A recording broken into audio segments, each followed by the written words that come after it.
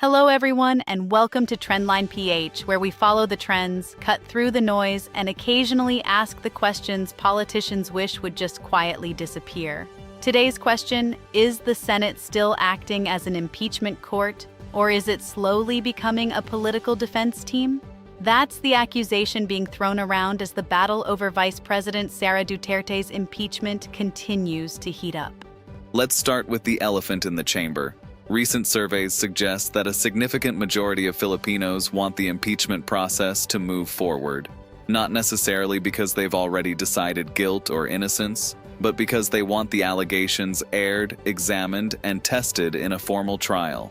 In other words, many Filipinos are saying, "We're not asking for a verdict yet, we're asking for a hearing." Fair enough. After all, when there's smoke, people usually want someone to check if there's actually a fire, not lock the fire station and go home.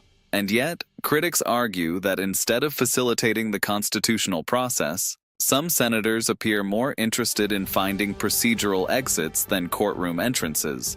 Every delay, every procedural detour, every debate over technicalities raises the same question. Are we trying to discover the truth or avoid the inconvenience of looking for it?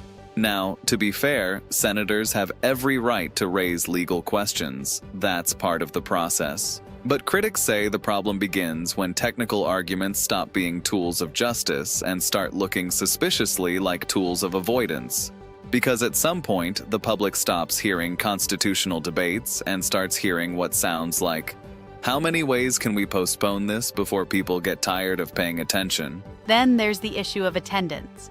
A Senate without a quorum is a little like a basketball game without enough players, a choir without singers, or a karaoke machine without electricity. Technically, the venue is still there. Practically, nothing is happening. Critics argue that if absences are being used strategically to prevent proceedings from moving forward, the institution itself becomes collateral damage.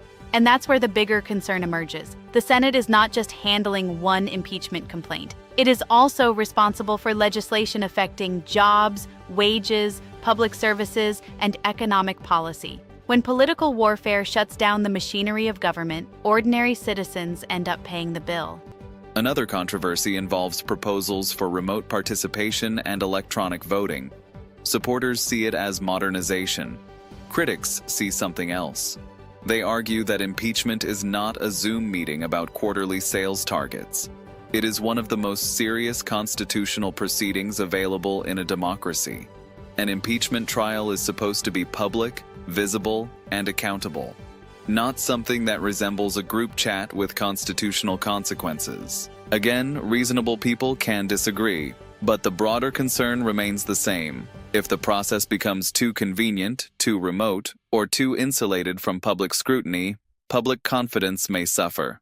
At its core, this debate isn't really about Sara Duterte. It's about institutions. It's about whether constitutional accountability mechanisms will function when they're politically inconvenient. It's about whether senators will ultimately act as judges evaluating evidence, or as political allies protecting one of their own. Because regardless of where anyone stands politically, one principle should remain constant.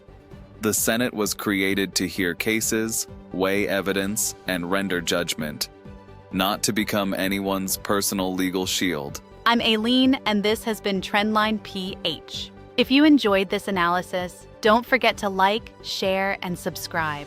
And as always, keep asking questions, keep following the facts, and keep your eyes on the trend lines.